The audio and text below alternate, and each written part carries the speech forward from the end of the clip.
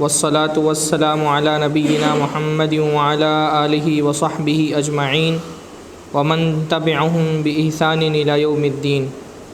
أعوذ بالله السميع العليم من الشيطان الرجيم من همزه ونفخه ونفثه. بسم الله الرحمن الرحيم. الله لا إله إلا هو الحي القيوم لا تأخذه سنة ولا نوم له ما في السماوات وما في الأرض من ذا الذي يشفع عنده إلا بإذنه يعلم ما بين أيديهم وما خلفهم ولا يحيطون بشيء من علمه إلا بما شاء وسع كرسيه السماوات والأرض ولا يؤوده حفظهما وهو العلي العظيم. سب سے پہلے ہر طرح کی حمد اور ثنا، تعریف و توصیف، عظمت اور بزرگی، کبریائی اور بڑائی اللہ رب العزت کے لیے لائق اور زیبا ہے، جس کے فضل و احسان سے بابرکت مہینے کی، بلکہ سب سے بابرکت مہینے کی، سب سے بابرکت عشرے کی، سب سے بابرکت رات میں ہم سب سے بابرکت مقام پر جمع ہوئے ہیں. اور جمع ہونے کا مقصد سب سے افضل کتاب کی سب سے افضل آیت کو سمجھنا ہے. تو بہت ساری فضیلتیں ایک ساتھ جمع ہوئی ہیں. سب سے افضل مہینے کی، سب سے افضل عشرے کی، سب سے افضل رات میں سب سے افضل کتاب کی سب سے افضل آیت کی تفسیر سمجھنے کے لیے الحمدللہ ہم جمع ہوئے ہیں. اللہ تعالیٰ یہاں ہمارے جمع ہونے قبول فرمائے، اور اتنی ساری فضیلتیں جو ایک ساتھ جمع ہوئی ہیں، اللہ تعالیٰ ان فضیلتوں کی برکتوں سے ہمارے گناہوں کو معاف فرما دے، جنت میں ہمارے درجات بلند فرما دے. آج کے ہمارے درس کا جو موضوع ہے وہ ہے آیت الکرسی کی تفسیر. آیت الکرسی قرآن کی تمام آیتوں میں سب سے افضل آیت ہے. اور یہ جو بات میں کہہ رہا ہوں کہ قرآن کی سب سے افضل آیت ہے، یہ کسی اجتہاد کی بنیاد پر نہیں کہہ رہا، کسی اندازے کی بنیاد پر نہیں کہہ رہا، بلکہ اللہ کے نبی صلی اللہ علیہ وسلم کی صحیح صریح حدیث اس بارے میں موجود ہے، اور اس صحیح صریح حدیث کی روشنی میں یہ بات کہی جا رہی ہے کہ یہ آیت قرآن کی سب سے افضل ترین آیت ہے. تو انشاءاللہ تعالیٰ آیت بہت اہم ہے، مضامین کا بہت بڑا مجموعہ ہے. 10 دروس اس کی تشریح و تفسیر میں دیے جا سکتے ہیں، اور یہ جو اتنی بڑی آیت کو 1 گھنٹے میں سمیٹنا اور اس کے معنی کو بیان کرنا ایک مشکل کام ہے، لیکن پھر بھی انشاءاللہ تعالیٰ میری کوشش ہوگی کہ اہم ترین جو آیت کا خلاصہ ہے وہ آپ لوگوں کے سامنے آ جائے. یہ سب سے پہلی بات تو یہ ضروری ہے کہ آیت الکرسی ہم کو اچھے سے پڑھنا آ جائے. ہاں، امید ہے کہ آیت الکرسی تو انشاءاللہ سبھی کو یاد ہوگی، لیکن صحیح سے بہت کم لوگوں کو یاد ہوتی ہے. یعنی قرآن مجید کی جو اس کے حقوق ہیں، تجوید اور حروف کے صفات اور مخارج کی صحیح ترین ادائیگی کے ساتھ قرآن پڑھنا، تو ایسے پڑھنے والے بہت کم لوگ ہیں. خاص طور پہ ہمارے بر صغیر میں، ہندوستان پاکستان میں انتہائی کم لوگ ہیں. تو یہ ایک اہم ترین کام تو یہی ہو سکتا ہے کہ آیت الکرسی انشاءاللہ تعالیٰ آپ کو یاد ہوگی. تو اگر بہت تجوید کے ساتھ نہیں پڑھ سکیں تو کم سے کم جو اعراب ہیں، حرکتیں ہیں، زیر زبر، اس کی غلطی نہ ہو. تو اس کے لیے ایک شروع میں ایک ہوم ورک آپ لوگوں کو میں دے دیتا ہوں کہ کسی حافظ صاحب کے سامنے بیٹھ کر کے ان کو اچھے سے آیت الکرسی سنا کر کے کہیں پر کوئی غلطی ہو تو اس کی اصلاح کر لیں، ہے نا. بہت سارے لوگوں کو بچپن سے جو غلطیوں کے ساتھ وہ آیتیں یاد کر لیتے ہیں، پھر وہ ایسی زبان پر چڑھی رہتی ہے، یاد رہ جاتی ہے، اس کی اصلاح نہیں ہو پاتی. تو بڑی پیاری آیت ہے. پہلے ہم اس آیت کی پڑھ کر کے ہی اس آج کے درس کا آغاز کرتے ہیں. اللہ لا الہ الا هو الحی القیوم لا تأخذه سنة ولا نوم له ما في السماوات وما في الأرض من ذا الذي يشفع عنده إلا بإذنه يعلم ما بين أيديهم وما خلفهم ولا يحيطون بشيء من علمه إلا بما شاء وسع كرسيه السماوات والأرض ولا يؤوده حفظهما وهو العلي العظيم. ہاں، یہ پورا آیت الکرسی ہے. اور میں نے کہا کہ آیت الکرسی جو ہے وہ قرآن کی عظیم ترین آیت ہے، سب سے افضل آیت ہے. تو یہ میں اپنی طرف سے نہیں کہہ رہا، بلکہ اللہ کے نبی صلی اللہ علیہ وسلم نے یہ بات کہی ہے بلکہ اللہ کے نبی صلی اللہ علیہ وسلم نے ایک مرتبہ حضرت ابی ابن کعب، حضرت ابی ابن کعب کا نام آپ نے سنا ہوگا. ابی ابن کعب کی خصوصیت کیا ہے آپ کو پتہ ہے؟ ہاں، قرآن. ان کو سید القرآن کہا جاتا ہے. ہاں، قرآن پڑھنے پڑھانے والوں کے وہ سردار ہیں. ابی ابن کعب کی بہت ساری فضیلتیں، غالباً یہی ابی ابن کعب ہی تھے جن کو اللہ کے نبی صلی اللہ علیہ وسلم نے کہا کہ اللہ نے مجھ سے کہا ہے کہ تم مجھے فلاں سورت پڑھ کر کے سناؤ، غالباً سورہ بینہ. ہاں، اور غالباً ایک حدیث میں یہ بھی ہے کہ اگر کسی کو ایک دم تر و تازہ قرآن سننا تو ابی ابن کعب سے سنیں. قرآن کا حفظ، قرآن پڑھنا، یہ ان کی خصوصیت، یعنی صحابہ کرام میں الگ الگ لوگوں کی الگ الگ خصوصیات تھی. ابی ابن کعب کی فضیلت، خصوصیت، ان کا اسپیشلائزیشن کیا تھا؟ قرآن تھا. اور صحابہ میں جو قرآن کے اسپیشلسٹ ہوتے تھے وہ قرآن صرف پڑھنے کے اسپیشلسٹ نہیں ہوتے تھے، وہ قرآن کے، یعنی ہم جو یہ لیلۃ القدر کی راتوں میں دروس کر رہے ہیں، ان کی ایک وجہ یہ بھی ہے نا کہ بھئی یہ رمضان قرآن کا مہینہ ہے اور رمضان کی راتیں قرآن کی راتیں. قرآن کا رمضان سے بڑا گہرا تعلق ہے. صحابہ کرام کثرت سے قرآن پڑھاتے تھے رمضان میں، پر صحابہ کا قرآن پڑھنا اور ہمارے قرآن پڑھنے میں یہی فرق ہے کہ صحابہ قرآن صرف اس کے الفاظ نہیں پڑھتے تھے بلکہ اس کے معنی پر بھی غور کرتے تھے. بلکہ وہ جو میں نے بتایا تھا کہ حضرت جبرائیل جب اللہ کے نبی سے ملنے آتے فیدارسہ القرآن، تو قرآن کا مدارسہ کرتے تھے. قرآن کو صرف پڑھتے نہیں تھے بلکہ اس کو سمجھتے تھے، اس کے معنی پہ غور و فکر کرتے تھے. اور معنی پہ غور و فکر ہی کی وجہ سے اللہ کے نبی صلی اللہ علیہ وسلم کے اندر ایک غنا پیدا ہوتا تھا اور اللہ کے نبی صلی اللہ علیہ وسلم بہت زیادہ صدقات و خیرات کرتے تھے. تو حضرت ابی ابن کعب صرف قرآن پڑھنے کے معاملے میں نہیں، قرآن سمجھنے کے معاملے میں بھی سردار تھے قراء کے. تو اللہ کے نبی صلی اللہ علیہ وسلم نے ابی ابن کعب سے کہا یا ابا المنذر اتدری ای آیۃ من کتاب اللہ معک اعظم، کہ اے ابو المنذر حضرت ابی ابن کعب کا جو ہے وہ کنیت تھی. تو ان سے کہا کہ اے ابو المنذر، تم کو پتہ ہے کہ قرآن کی جتنی آیتیں تم کو یاد ہے اس میں سب سے اعلیٰ، سب سے افضل آیت کون سی ہے؟ سب سے اعظم، سب سے عظیم آیت کون سی ہے؟ تو قال قلت اللہ ورسولہ اعلم، وہ کہتے ہیں کہ میں نے کہا اللہ اس کے رسول بہتر جانتے ہیں. یعنی ایسا نہیں کہ وہ معلوم نہیں کر سکتے تھے، پر بھائی جب علم کا سورس اپنے سامنے موجود ہو تو لاجک لگانے کی کیا ضرورت ہے نا؟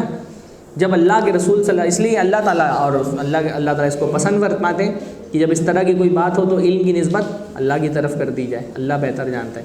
تو جب خود علم کا ایک سورس، سب سے خالص سورس خود اللہ کے نبی صلی اللہ علیہ وسلم سامنے موجود ہے، اپنی بات بتانے کی بجائے بندہ اس بات کا حریص ہوگا خود اللہ کے نبی صلی اللہ علیہ وسلم سے سنے. تو انہوں نے بتایا نہیں، نہ اجتہاد کیا، انہوں نے کہا اللہ و رسول عالم. ان کی چاہت تھی خود اللہ کے رسول بتا دیں. تو اللہ کے رسول سے انہوں نے کہا اللہ اس کے رسول بہتر جانتے ہیں سب سے عظیم ترین آیت کون سی ہے. تو اللہ کے نبی نے پھر سے پوچھا اے ابو المنذر اتدری ای آیۃ من کتاب اللہ معک اعظم، اے ابو المنذر تم کو پتہ ہے کہ قرآن کی آیتوں میں سب سے افضل ترین آیت کون سی ہے؟ اب جب دوسری مرتبہ انہوں نے پوچھا تو اب ان کے سمجھ میں آ گیا کہ اب اللہ کے نبی صلی اللہ علیہ وسلم مجھے سے ہی جاننا چاہتے ہیں. اللہ کے نبی چاہتے ہیں کہ میں اجتہاد کروں، میں کوشش کر کے اپنے اجتہاد سے، اپنے اندازے سے، اپنے علم سے بتاؤں کہ قرآن کی سب سے عظیم آیت کون سی ہے. تو اب بھائی وہ تو حافظ قرآن تھے، ہزاروں کی تعداد میں آیتیں ان کے سامنے موجود تھیں. آیتیں احکام بھی تھیں جن میں قرآن مجید میں فقہی احکام بیان کیے گئے، نماز سے متعلق احکام، روزوں سے متعلق احکام، اور زکوٰۃ و صدقات و خیرات و حج و عمرہ سے متعلق احکام. آیات اخبار بھی تھیں جن میں خبریں بیان کی گئی ہیں، ماضی کے نبیوں کے قصے، مستقبل میں قیامت میں کیا ہونے والا ہے وہ واقعات. آیات اخلاق بھی تھیں جن میں اخلاقی چیزیں بیان کی گئی تھی، غیبت مت کرو، بدگمانی مت کرو، تجسس مت کرو. بہت ساری الگ الگ طرح کی آیات تھیں. آیات صفات بھی تھیں، آیات توحید بھی تھیں. اتنی، یعنی یہ کوئی آسان کام نہیں تھا کہ ہزاروں آیتوں میں چن کر کے کوئی ایک آیت بیان کرنی ہے اور یہ بتانا ہے کہ یہ قرآن کی سب سے اعظم آیت ہے. پر انہوں نے بغیر کسی توقف کے اللہ کے نبی صلی اللہ علیہ وسلم سے کہا اللہ لا الہ الا هو الحی القیوم. اللہ کے نبی صلی اللہ علیہ وسلم کے سامنے وہ آیت انہوں نے پڑھ دی. اللہ کے نبی خوش ہوئے، فضرب فی صدری، اللہ کے نبی صلی اللہ علیہ وسلم نے میرے سینے پہ مارا. جیسے ہمارے یہاں پیٹھ تھپ تھپائی جاتی ہے نا شاباشی میں، تو عربوں میں کیا طریقہ تھا؟ سینے پہ مارا. فضرب فی صدری، تو اللہ کے نبی صلی اللہ علیہ وسلم نے ان کے سینے پہ مارا اور فرمایا واللہ لا یحنک العلم یا ابا المنذر، اللہ کی قسم تم کو علم مبارک ہو اے ابو المنذر. یعنی اللہ کے نبی نے ان کی تائید کی اور یہ بہت آسان کام نہیں تھا کہ ہزاروں آیتوں میں ایک آیت سلیکٹ کر کے بتانا یہ قرآن کی سب سے عظیم ترین آیت ہے۔ اچھا، اس پہ علماء کے یہاں بڑی بحثیں ملتی ہیں کہ بھائی یعنی ایک طبقہ بعض علماء کا امت میں ایسا ہے جو کہتا ہے کہ قرآن میں کوئی آیت کسی آیت سے، کوئی سورت کسی سورت سے عظیم نہیں ہے۔ ان کا یہ دعویٰ ہے کہ بھائی قرآن پورا تو پورا اللہ کا کلام ہے نا، جب ہم اللہ کے ایک کلام کو دوسرے کلام سے افضل بول رہے ہوتے ہیں تو گویا کہ دوسرا کلام جس کو ہم مفضول بول رہے ہوتے ہیں اس میں اس کی تحقیر کا پہلو آ جاتا ہے، اس کی حقارت کا پہلو آ جاتا ہے۔ اس لیے وہ کہتے ہیں نہیں، قرآن کی کوئی آیت کسی آیت سے یا کوئی سورت کسی سورت سے افضل نہیں ہے۔ بعض ایک چھوٹے موٹے جو ہے چھوٹی تعداد میں کچھ لوگ ایسے ہیں جن کا یہ کہنا ہے کہ قرآن کی کوئی آیت کسی آیت سے افضل نہیں ہے، لیکن اس بار امام تیمیہ وغیرہ نے بڑی تفصیلی بحث کی ہے اور ایک بڑی اچھی بات انہوں نے کہی ہے۔ انہوں نے کہا ہے بھائی کسی بھی کلام کے فضیلت والے ہونے کے دو ایسپیکٹ ہوتے ہیں، دو پہلو ہوتے ہیں۔ اس کو سمجھیے، بڑی باریک سی بات ہے اور بڑا علمی نقطہ ہے۔ یعنی کوئی بھی کلام دو وجہ سے افضل ہوتا ہے، ایک وہ کلام کس کا ہے اور ایک وہ کلام کس کے بارے میں ہے نا۔ کوئی بھی بات افضل ہونے کی، کسی بھی بات کی فضیلت کے دو ایسپیکٹ ہوتے ہیں، دو پہلو ہوتے ہیں۔ ایک بات کس نے کہی ہے اور دوسری کس کے بارے میں کہی ہے۔ کہنے والا یعنی متکلم کون ہے، اور جو بات کہی گئی ہے اس کا موضوع کیا ہے، سبجیکٹ کیا ہے نا۔ ایک بات کی فضیلت کا پہلو یہ ہوتا ہے کہ بھائی یہ اگر بات ہے تو اس کا کہنے والا یہ ہے، تو بات کلام الملوک کے ملوک الکلام ہی کہا جاتا ہے کہ بادشاہ کا کلام باتوں کا بادشاہ کا کلام کلاموں کا بادشاہ ہوتا ہے۔ ہاں، تو بڑا آدمی کہتا ہے تو بڑے آدمی کہنے سے ہی بات بڑی ہو جاتی ہے۔ تو ایک پہلو تو فضیلت کا یہ ہے کہ کلام کس کا ہے۔ اس فضیلت کے اعتبار سے تو پورا قرآن مجید فضیلت والا ہے، کیونکہ پورا قرآن مجید کس کا ہے، اللہ کا کلام ہے۔ اس اعتبار سے تو کوئی تفاوت اور کوئی ڈفرینس نہیں ہے، ساری پورا قرآن اللہ کا کلام ہے۔ اللہ کا کلام ہونے کی حیثیت سے کسی حصے کو کسی دوسرے حصے پر کوئی فضیلت حاصل نہیں ہے۔ پر اللہ تعالیٰ کے کلام کے سبجیکٹ الگ الگ ہیں، موضوعات الگ الگ ہیں۔ کسی کلام کے کسی حصے میں مشرکین کا رد کیا گیا ہے، کسی میں توحید کا بیان آیا ہے، کسی میں صفات کا بیان آیا ہے، کسی میں رسالت کا بیان آیا ہے، کسی میں احکام کا بیان آیا ہے، کسی میں سزاؤں کا بیان آیا ہے، کسی میں نبیوں کی خبریں آئی ہیں۔ سبجیکٹ قرآن کے الگ الگ ہیں۔ تو علماء نے یہ کہا کہ اللہ کا کلام ہونے کی حیثیت سے تو پورا قرآن افضل ہے، لیکن کیونکہ قرآن مجید میں سبجیکٹ الگ الگ ہیں، موضوعات الگ الگ ہیں، تو موضوعات کے اعتبار سے فضیلت کم اور زیادہ ہوتی رہتی ہے۔ تو موضوعات کے اعتبار سے سب سے افضل موضوع کیا ہے؟ توحید، اللہ تعالیٰ کی ذات، اللہ تعالیٰ کے صفات، اللہ رب العالمین کے افعال۔ سب سے افضل ترین موضوع اللہ ہے، خود اللہ ہے نا۔ اس لیے قرآن کا وہ حصہ جو کلام بھی اللہ کا ہے اور جس کا سبجیکٹ بھی خود اللہ کی ذات ہے، وہ حصہ قرآن کے دوسرے حصوں سے زیادہ افضل ہے۔ بات سمجھ میں آئی؟ ہاں، یعنی کسی بھی کلام کے افضل ہونے کے دو پہلو ہیں۔ کلام کس کا ہے؟ کلام تو پورا اللہ کا ہے، قرآن پورا اللہ کا کلام ہے، تو اس اعتبار سے پورا قرآن افضل ہے۔ پر کیونکہ قرآن کے سبجیکٹ الگ الگ ہیں تو قرآن سب سے اعلیٰ ترین سبجیکٹ کیا ہے؟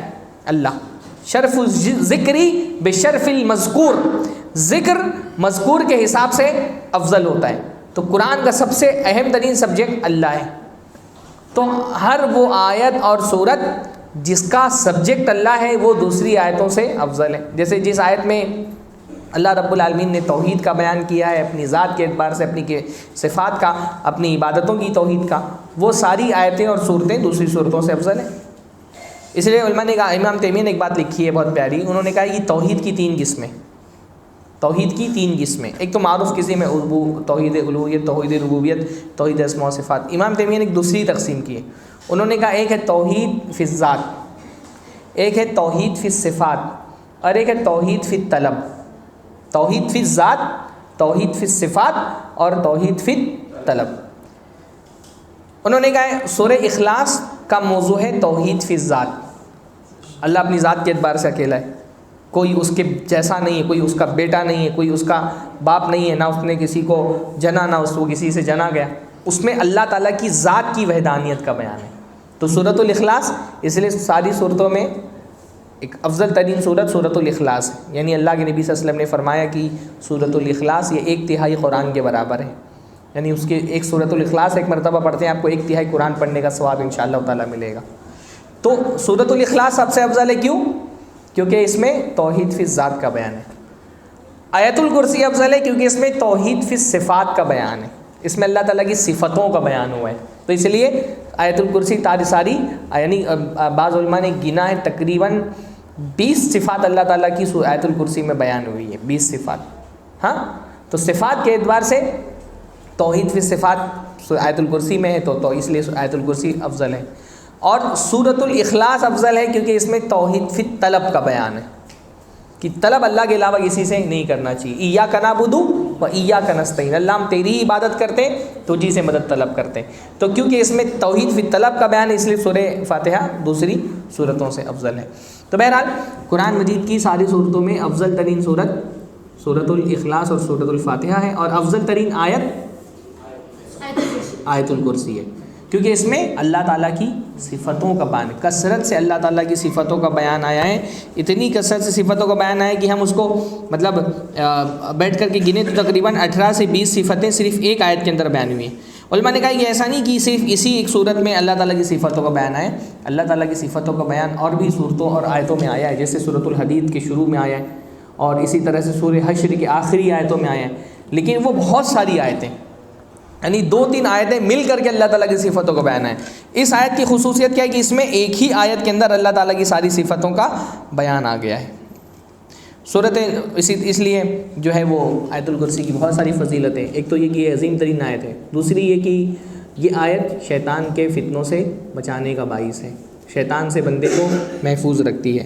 بہت مشہور حدیث ہے اللہ کے نبی صلی اللہ علیہ وسلم کی، حضرت ابو ہریرہ فطری کے اناج کو جو ہے وہ جمع کیا گیا تھا، وہ اس کی نگہبانی کر رہے تھے اور شیطان آیا ایک شکل میں اور چرا کر کے جانے لگا، اور 2-3 مرتبہ انہوں نے پکڑا تو اس شیطان نے پھر ان کو جو ہے بتایا کہ آیت الکرسی پڑھو، تو جب تم آیت الکرسی پڑھو گے تو کیا ہوگا کہ جب اذا اویت الی فراشی کا فقرہ آیت الکرسی من اولها حتی تختم الآیہ، اس سے کیا ہوگا لن یزال علیک من اللہ حافظ ولا یقربک الشیطان حتی تصبح، کہ آیت الکرسی جب بستر پہ پہنچو تو پڑھ لو، جس سے کیا ہوگا اللہ تعالیٰ کی طرف سے ایک حافظ فرشتہ تمہارے لیے متعین کر دیا جائے گا، صبح تک شیطان تمہارے قریب نہیں آئے گا۔ کب؟ جب اس کو بستر پر آؤ تو پڑھو، یعنی یہ شیطان سے حفاظت کا ذریعہ ہے آیت الکرسی۔ ہمارے یہاں میں لوگوں کو دیکھتا ہوں بھائی یہ کوئی عاصب کی پریشانی ہے، عام طور پہ تو ہوتی بھی نہیں ہے، بیشتر لوگ جو ہے وہ تو شبہات کا شکار ہوتے ہیں، خاص طور سے خواتین، کسی کو لگ رہا ہے جن پکڑ لیا، شیطان پکڑ لیا، تو خبیث پکڑ لیا ہے، ایسے بیشتر لوگ یعنی 90% کیسز تو میں جانتا ہوں جس میں کوئی سائیکولوجیکل ڈس آرڈر ہوتا ہے، لوگ اس کو عاصب سمجھ کر کے یہاں وہاں چکر لگا رہے ہوتے ہیں۔ اور اگر کسی کو کوئی پریشانی ہے بھی تو اللہ رب العالمین نے اس کا ایک آسان سا حل بتا دیا ہے، وہ کیا ہے؟ آیت الکرسی پڑھو۔ اللہ کے رسول صلی اللہ علیہ وسلم سے زیادہ بہتر کوئی جاننے والا ہو سکتا ہے؟ نہیں۔ جس چیز کا اللہ کے نبی صلی اللہ علیہ وسلم نے بتا دیا اس چیز کے اندر پاور ہے، کیا اس سے زیادہ پاور کسی کے پاس ہو سکتا ہے؟ پر ہمارے لوگ خاص طور پہ خواتین کوئی پریشانی آ گئی زندگی میں تو کیا کریں گی؟ فلاں بابا کے پاس جا رہی ہیں، فلاں راقی کو دکھا رہی ہیں، فلاں جگہ سے تعویذ لکھوا رہی ہیں، کوئی ان سے قلہ گڑا کر کے دے رہا ہے، تو کوئی کاغذ میں لکھ کر کے رقا لکھ کر کے دے رہا ہے، تو کچھ گھول کر کے پی رہی ہیں، تو لا کر کے کچھ جلا رہی ہیں، تو لا کر کے کچھ لٹکا رہی ہیں۔ ہاں، اللہ کے رسول صلی اللہ علیہ وسلم کا بتایا ہوا فارمولہ ہاتھ میں ہونے کے بعد ہم کو کہیں اور دیکھنے کی کیوں ضرورت ہے؟ کیا اللہ کے رسول صلی اللہ علیہ وسلم نے شیطان کی حفاظت کے لیے ہم کو کافی تدبیریں نہیں بتائی ہیں؟ جب ہم کو کسی بابا کے پاس جانا پڑے گا، کسی پیر فقیر سے جا کر کے تعویذیں لکھوانی پڑیں گی، ایک پاورفل وظیفہ اللہ کے نبی صلی اللہ علیہ وسلم نے ہم کو بتا دیا، اب اس کے بعد ہم کو کسی اور چیز کی ضرورت ہی کیوں رہ جائے؟ کیوں کسی راقی کے پاس جا کر کے اپنا عقیدہ اپنا منت سب خراب کروانا ہے؟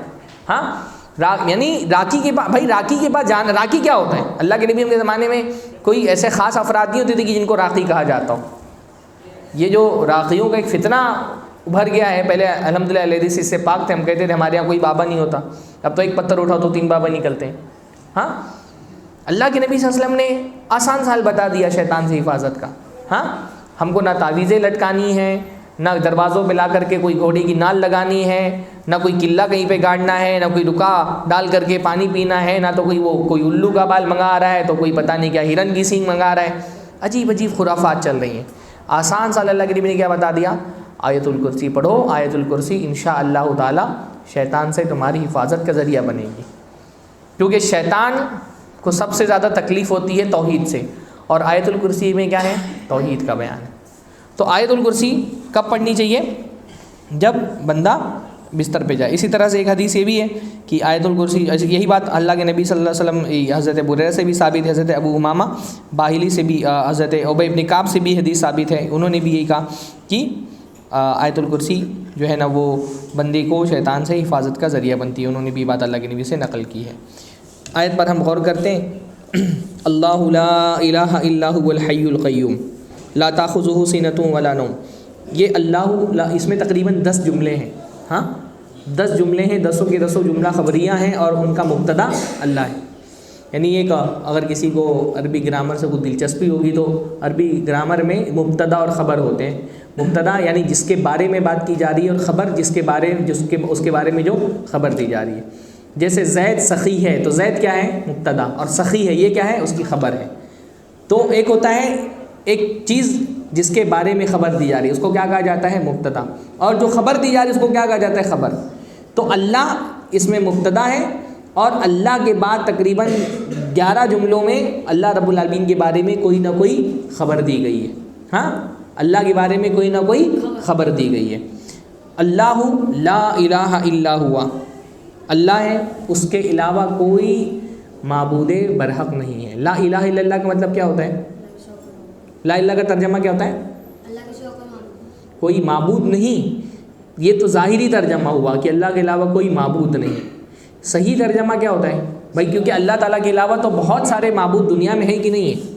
معبود مطلب ہوتا ہے جس کی عبادت کی جائے، سچا، ہاں شاباش۔ اگر آپ سچا نہیں بولیں گے تو ترجمہ صحیح نہیں ہوگا، کیونکہ دنیا میں بہت سارے معبود ہیں جن کی عبادت کی جاتی ہے۔ تو اگر ہم صرف یہ بولیں کہ اللہ کے علاوہ کوئی معبود نہیں، تب تو کوئی یہ کہہ سکتا ہے بھائی فلاں بھی تو معبود ہے، اور قرآن مجید میں بھی اللہ تعالیٰ نے ان کو معبود کہا ہے نا۔ لیکن یہاں پہ اللہ کے علاوہ کوئی معبود نہیں کا مطلب کیا ہے؟ اللہ کے علاوہ کوئی سچا معبود نہیں۔ اللہ سے اس کلام کی ابتدا ہو رہی ہے، اور اللہ بہت پاورفل نیم ہے۔ اللہ تعالیٰ کا ذاتی نام ہے، اور بہت ہی طاقتور نام ہے، بہت اعلیٰ نام ہے، بہت برکتوں والا نام ہے اللہ۔ یعنی ایک حدیث میں بلکہ آتا اللہ کے نبی صلی اللہ علیہ وسلم نے فرمایا کہ قیامت دنیا میں قائم نہیں ہوگی جب تک کہ یہاں پر دنیا میں اللہ بولنے والا کوئی موجود رہے گا، ہاں حتیٰ یقال اللہ اللہ، جب تک کہ اللہ کا نام لینے والے دنیا میں موجود ہیں، اللہ نام لیا جائے گا تب تک کہ قیامت قائم نہیں ہوگی۔ اللہ اتنا پاورفل نام ہے۔ اس لیے بعض علماء نے، امام قیم وغیرہ نے کہا ہے کہ اللہ تعالیٰ کا ایک نام ہے نا جس کو کہا جاتا ہے اسم اعظم، اللہ تعالیٰ کا سب سے بڑا نام، جس نام سے اگر دعا کی جائے تو اللہ رب العالمین دعا کو رد نہیں کرتا۔ امام قیم کی رائے کہ وہ اللہ ہی وہ نام ہے، اللہ سے اگر نام لے کر کے دعا کی جائے اے اللہ، تو اللہ تعالیٰ اس دعا کو رد نہیں کرتا۔ اس لیے اکثر دعاؤں میں اے اللہ یہ آتا ہے نا دعا کے شروع میں، جیسے اللہم کا ترجمہ کیا ہوتا ہے؟ اے اللہ۔ اکثر دعا میں آپ اللہم جو سنتے ہیں نا اے اللہ، کیونکہ اللہ جو ہے نا وہ بہت ہی پاورفل نام ہے اللہ رب العالمین۔ اللہ کا مطلب بھی کیا ہوتا ہے؟ اللہ کا کے بہت سارے معنی علماء نے لکھے، اور زیادہ واضح بات یہ ہے کہ اللہ کا مطلب ہوتا ہے الالہ۔ الالہ کا مطلب ہوتا ہے وہ جو معبود حقیقی واقعی میں، جو واقعتاً عبادت کا مستحق ہے۔ ہاں ال جو ہے وہ انگلش میں دا کے لیے استعمال ہوتا ہے۔ الالہ، الہ یعنی معبود، تو الالہ یعنی وہ جو واقعتاً عبادت کا مستحق ہے۔ یہ بہت پیارا نام ہے۔ یعنی میں پتہ نہیں آپ لوگ ایک بات سمجھ پائیں گے کہ نہیں سمجھ پائیں گے، لیکن میں بیان کر دیتا ہوں، ہو سکتا ہے آپ میں سے کوئی اگر تھوڑا بہت عربی گرامر جانتا ہو تو اس کو یہ بات سمجھ میں آئے گی۔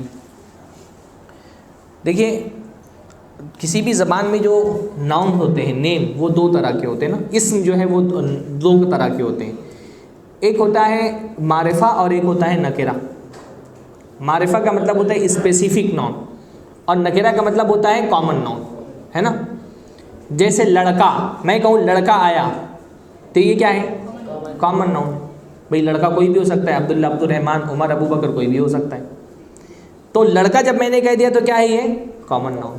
ایک ہوتا ہے معرفہ، معرفہ یعنی اسپیسیفک، ایک کسی چیز کا نام، جیسے میں کہوں زید آیا، اب یہ کیا ہو گیا؟ یہ اسپیسیفک پراپر ناؤن ہو گیا نا۔ ایک پراپر ایک آدمی ہے، اس کا نام کیا ہے؟ زید ہے۔ جب میں کہتا ہوں لڑکا آیا تو آپ کو سمجھ میں نہیں آتا، لڑکا کوئی بھی ہو سکتا ہے، زید بکر عمر کوئی بھی ہو سکتا ہے، پر جب میں کہتا ہوں زید آیا تب ایک پراپر ناؤن ہو گیا، ہے نا؟ آپ کو ایک خاص بات پتہ چلے گی، زید کون؟ ہاں فلاں آدمی زید آیا ہے، آپ کو پتہ ہے زید کون ہے۔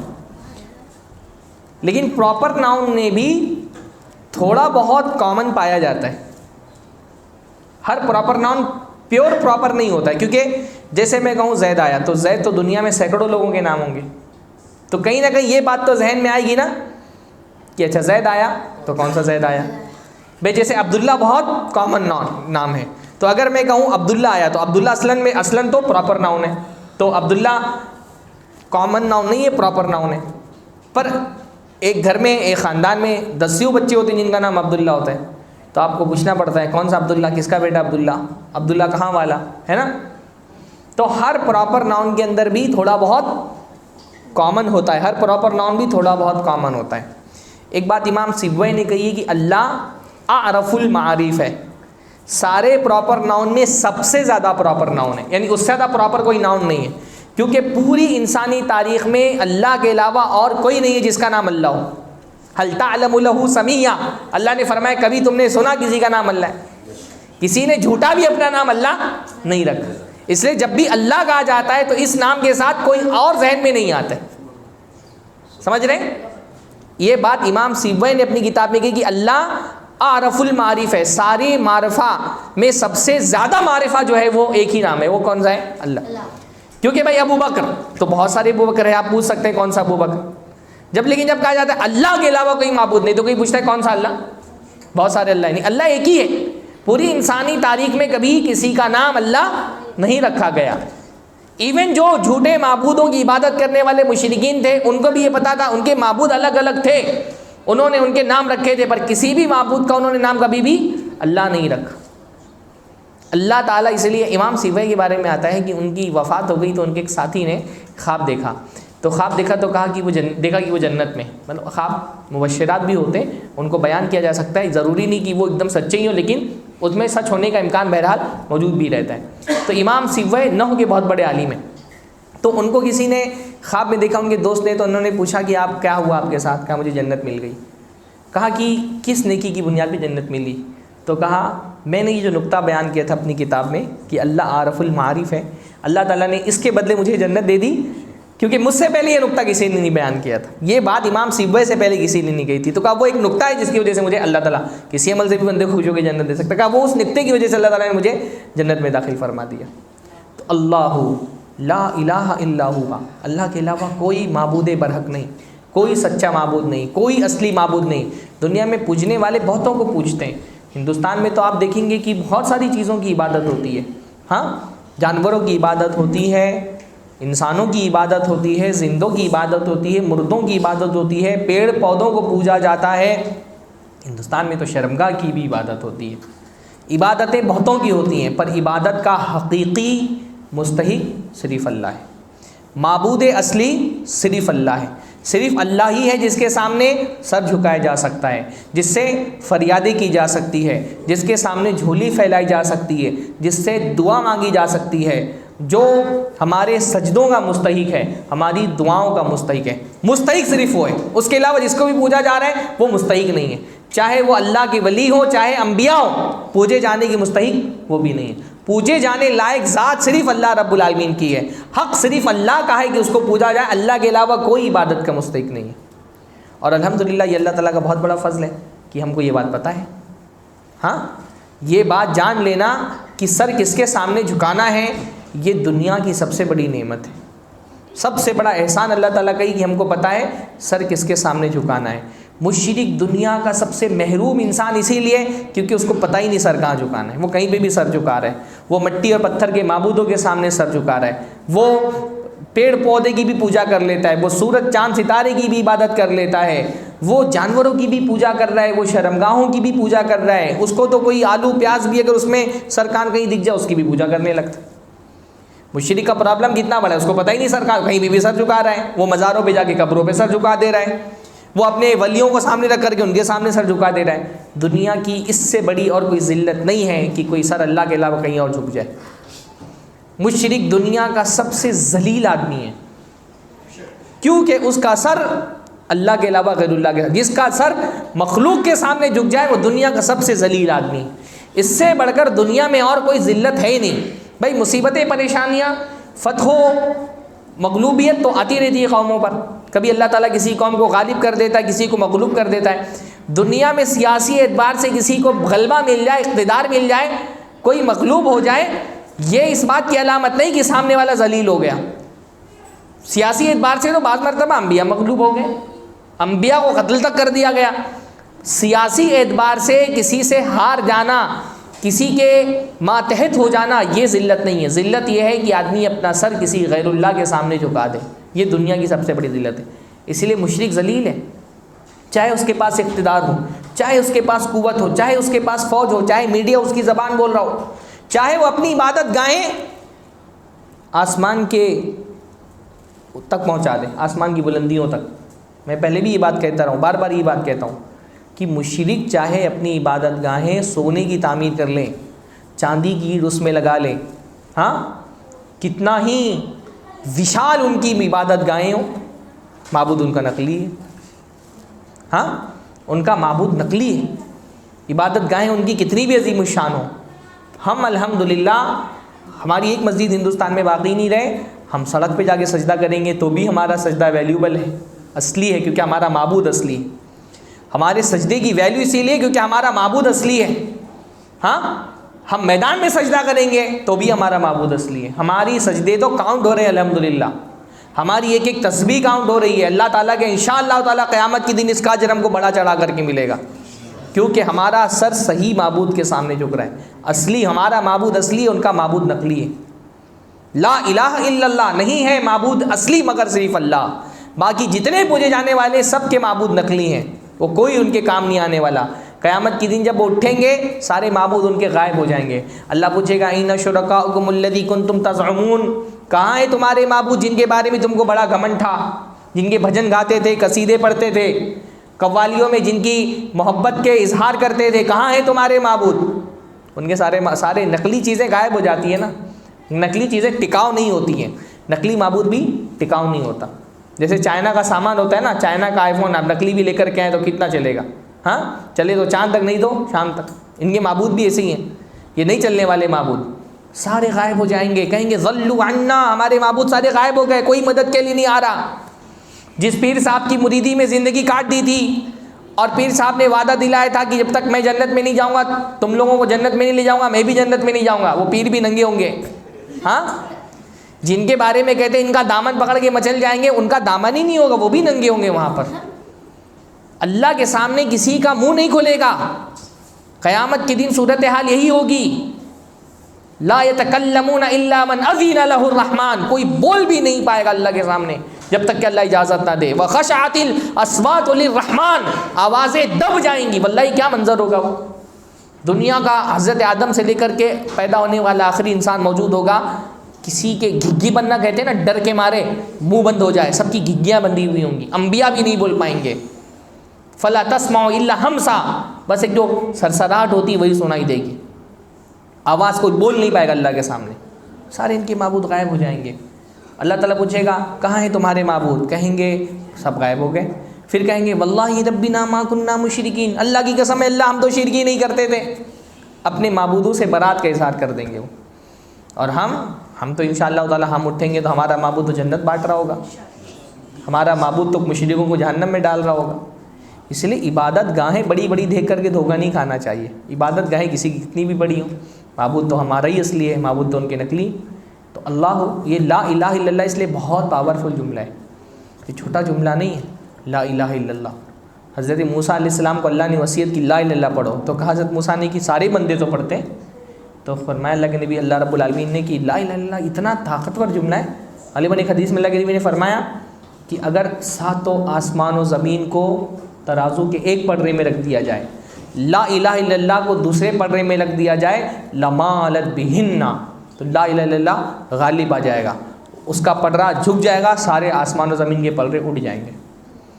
لا الہ الا اللہ فرمایا اگر ساتوں آسمان و زمین ایک کڑے کی طرح ہوں اور لا الہ الا اللہ سے اس کو گزارا جائے تو کڑا ٹوٹ جائے گا۔ لا الہ الا اللہ اتنا پاورفل جملہ ہے، سب سے اعلیٰ ترین ذکر لا الہ الا اللہ ہے۔ دنیا میں انبیاء کیوں آئے؟ لا الہ الا اللہ کی تعلیم دینے کے لیے آئے.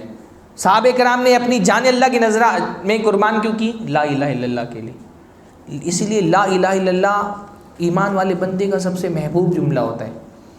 وہ اس کو دل سے لگا کر کے رکھتا ہے. ایمان والا بندہ اس سے بھی بور نہیں ہوتا. جب بھی پڑھا جاتا ہے لا الہ الا اللہ اس کا دل خوش ہو جاتا ہے, اس کی روح کو تازگی میسر آتی ہے, اس کو خوشی ہوتی ہے. جیسے آپ وطن پرستوں کو دیکھتے ہیں نا, راشٹر گان کتنا بھی پرانا ہو جائے, جو بہت وطن پرست ہوتا ہے وہ ہمیشہ ایک فیل محسوس کرتا ہے جب بھی راشٹر گان پڑھا جاتا ہے. ہاں, بہت ساری چیزیں جب ان سے ایک اٹیچمنٹ ہوتا ہے نا تو بندہ بور نہیں ہوتا اس سے. ایمان والا بندہ بار بار بھی لا الہ الا اللہ بولے وہ بور نہیں ہوگا. اس کو ایک لذت, ایک لطف, ایک اس کو جو ہے اللہ تعالیٰ سے قربت محسوس ہوتی ہے جب لا الہ الا اللہ پڑھا جاتا ہے. اس لیے بندہ بار بار یہ جملہ پڑھتا ہے, ایک بار پڑھتا ہے, دو, یعنی آپ دیکھیے نماز کے بعد اللہ کے نبی صلی اللہ علیہ وسلم 3-4 مرتبہ جو اذکار ہیں اس میں لا الہ الا اللہ وحدہ لا شریک لہ لہ الملک ولہ الحمد وہو علی کل شیء قدیر لا حول ولا قوۃ الا باللہ لا الہ الا اللہ ولا نعبد الا ایہ لہ النعمۃ ولہ الفضل ولہ الحسن لا الہ الا اللہ مخلصین لہ الدین ولو کرہ الکافرون. بار بار بندہ پڑھ رہا ہے, اس کا دل ہی نہیں بھرتا. بہت ساری ایسی چیزیں ہوتی ہیں نا کہ بندے کا جب ان سے دل اٹیچ ہو جاتا ہے تو دل بھرتا نہیں. لا الہ الا اللہ ایسا جملہ ہے جس سے کبھی بندے کا دل نہیں بھرتا. یہ وہ کلمہ ہے جو ہماری جھولی میں اللہ تعالیٰ کا سب سے بڑا انعام ہے. بھائی ہم ٹھیک ہے, ہم بہت گنہگار ہیں, سارے گناہوں کے باوجود انشاءاللہ تعالیٰ ہماری سب سے بڑی امید کیا ہے؟ یہی لا الہ الا اللہ. انشاءاللہ یہ کلمہ ہم کو نجات دلا دے گا قیامت کے دن. اپنے سارے گناہوں کے باوجود, میں ہی نہیں کہتا کہ اس پر بھروسہ کر کے بیٹھ جائے لیکن بندہ عمل نہ کرے, پر اپنے سارے گناہوں کے باوجود اللہ تعالیٰ سے امید تو ہے یہ کہ انشاءاللہ تعالیٰ یہ لا الہ الا اللہ کی برکت ہم کو جنت میں لے کر کے جائے گی. ہاں, اللہ کے نبی صلی اللہ علیہ وسلم نے اللہ فرمایا نا, اللہ تعالیٰ فرماتے ہیں میرے بندے تو گناہوں کا پہاڑ لے کر کے آ, لیکن اس حالت میں آ کہ میرے ساتھ کسی کو شریک نہیں کیا ہوگا, میں تیرے سارے گناہ بخش دوں گا, مجھے کوئی فرق نہیں پڑے گا. یہ گناہوں کی حوصلہ افزائی نہیں کی جا رہی ہے, یہ توحید کی عظمت کا بیان ہو رہا ہے کہ اللہ تعالیٰ یہ ایک لازم شرط ہے جنت میں جانے کے لیے, اس کے بغیر تو کوئی جنت میں نہیں جائے گا. مشرک کو تو اللہ رب العالمین جنت میں کوئی اس کے لیے دروازے ہی جنت کے بند کر دیے گئے. فرمایا مشرک جنت میں نہیں جائے گا جیسے کہ سوئی کے سوراخ سے اونٹ داخل نہیں ہو سکتا, حتی یلج الجمل فی سم الخیاط, سوئی کے سوراخ سے اونٹ نہیں داخل ہو سکتا, ویسے ہی مشرک کبھی بھی جنت میں نہیں جائے گا. جو نعمت سب سے قیمتی ہوتی ہے اس کی حفاظت پر بھی توجہ سب سے زیادہ دینی چاہیے. ہمارے جھولی میں اللہ تعالیٰ کی ساری نعمتوں میں سب سے قیمتی نعمت کیا ہے؟ لا الہ الا اللہ. اس لیے سب سے زیادہ فکر اسی بات کی ہونی چاہیے کہ ہمارا یہ جو عقیدہ ہے یہ کہیں پہ ڈگمگانے نہ پائے. انبیاء کرام کو آپ دیکھیے, حضرت ابراہیم توحید والوں کے امام ہیں, امام الموحدین ہیں. ان کی فکر مندی کیا ہے کہ کہیں میں اور میری آنے والی نسل توحید کے اس راستے سے ہٹ نہ جائے. اللہ سے دعا کر رہے ہیں کہ وَجُنُبْنِي وَبَنِيَّ أَن نَعْبُدَ الْأَصْنَامَ, اللہ مجھ کو اور میرے بچوں کو اس بات سے بچانا کہ ہم بتوں کی پوجا کرنے لگ جائیں. خوف ہونا چاہیے. میں خاص طور پہ ہندوستان کی پس منظر میں اس بات کو محسوس کر رہا ہوں. ہمارے یہاں کچھ سالوں سے بت پرستی کو جتنا گلوریفائی کیا جا رہا ہے, اس بات کا بہت خوف ہے کہ کہیں ہمارے قدم توحید کے راستے سے ہٹ نہ جائے. اپنی آنے والی نسلوں کے لیے سب سے زیادہ فکر مندی ہم کو اسی بات کی ہونی چاہیے. ہاں, ربنا اجعلنا مسلمین لک ومن ذریتنا امۃ مسلمۃ لک. اللہ تعالیٰ ہم کو بھی مسلمان بنا کر کے رکھنا, ہماری آنے والی نسلوں کو بھی مسلمان بنا کر کے رکھنا. دعا کریں اس کے لیے. ہاں, ربنا لا تزغ قلوبنا بعد اذ ہدیتنا. اللہ تعالیٰ ایک بار تو نے ہدایت دے دی, اب دلوں میں ٹیڑھا پن نہیں پیدا کرنا. یہ ساری دعائیں یعنی ہدایت کیونکہ سب سے بڑی نعمت ہے, اس لیے سب سے زیادہ ڈر بندے کو اسی کا ہونا چاہیے کہ کہیں میں توحید کے راستے سے ہٹ نہیں جاؤں. تو اللہ لا الہ الا ہوا, اللہ ہے, اللہ کے علاوہ کوئی معبود برحق نہیں ہے. امام تیمیہ نے ایک بات یہ کہی ہے کہ لا الہ اللہ, یہ جو آیت الکرسی ہے اللہ لا الہ الا ہوا, انہوں نے کہا ہے کہ پہلا جملہ اس کا جو ہے نا اللہ لا الہ الا ہوا, اللہ کے علاوہ کوئی معبود نہیں, یہ ایک دعویٰ ہے. آگے کے 10 جملے اس دعوے کی دلیل ہے. ہاں, اللہ کے علاوہ کوئی معبود برحق نہیں, یہ کیا ہے؟ دعویٰ ہے. اور آگے 10 جملے ہیں, یہ 10 جملے کیا ہیں؟ اس دعوے کی دلیل ہیں. تو اگر کوئی آپ سے پوچھ لے اللہ کے علاوہ کوئی معبود کیوں نہیں ہے, اللہ کے علاوہ کسی سے دعا کیوں نہیں کرنی چاہیے, اللہ کے علاوہ کسی کے سامنے سجدہ کیوں نہیں کرنا چاہیے, توحید کی 10 دلیلیں دو, تو صرف آیت الکرسی سے آپ توحید کی 10 دلیلیں نکال کر کے دے سکتے ہیں انشاءاللہ تعالی. ہاں, تو اللہ کے علاوہ کوئی معبود برحق نہیں. کیوں؟ کیونکہ وہ حی ہے. اللہ لا الہ الا هو الحی. اللہ کے علاوہ کوئی معبود برحق نہیں. کیوں؟ کیونکہ وہ الحی ہے. الحی کا مطلب ہوتا ہے حیات والا، زندہ. اب سوال یہ پیدا ہوتا ہے زندہ تو بہت سارے لوگ ہیں، انسان زندہ ہیں، جانور زندہ ہیں، پیڑ پودوں میں بھی ایک طرح کی حیات ہوتی ہے. تو اگر زندگی ہی معبود ہونے کی دلیل ہے تو دنیا میں تو زندگی بہت سارے لوگوں کی ہے. بلکہ قرآن مجید میں اللہ تعالیٰ نے مخلوق کو بھی الحی کہا ہے. یخرج الحی من المیت. اللہ تعالیٰ مردے سے زندہ کو نکالتا ہے.